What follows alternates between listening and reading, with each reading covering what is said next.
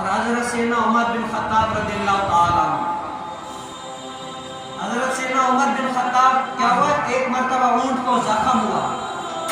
لیکن خوف کتنا ہے، حضرت سیدنا عمر بن خطاب اونٹ کو زخم ہوا تو اتنے سارے غلام ہیں، بادشاہ ہیں، پیسے والے ہیں، آدھی سلطنت کے مالک ہیں، لیکن کیا اونٹ کو زخم ہوا ہے تو عمر بن خطاب خود جو ہے نا اونٹ کو صحیح کرنے میں لگے ہوئے، صحیح کرنے میں لگے ہوئے، اتنے سارے خادم ہیں، آپ ان کو کہہ دیں وہ کرے، کہا کہ نہیں، قیامت والے دن یہ اونٹ نے میری شکایت کر دے کہ میں اس کے جو ہے نا حکومت میں تھا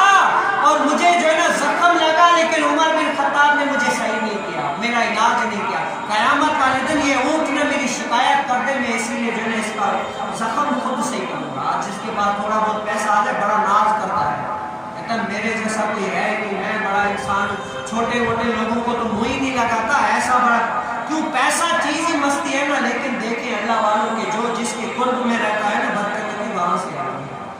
ہاں، وہ مدینے والے کے قرب میں رہے تو ان کی برکت بھی وہاں سے آتی ہے۔ کہتے ہیں قیامت والے دن یہ اونٹ نے میری شکایت کر دیا اور مجھ میں اتنی طاقت نہیں ہے کہ میں قیامت والے دن کسی کا حساب دے سکوں،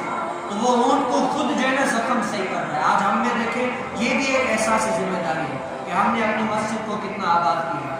یہ جب تک ہم اپنی ذمہ داریوں کو پہچاننے کے لیے ان کو پورا نہیں کریں گے نا، تب تک اللہ اور رسول ہم سے جو ہے نا اس کا راضی نہیں۔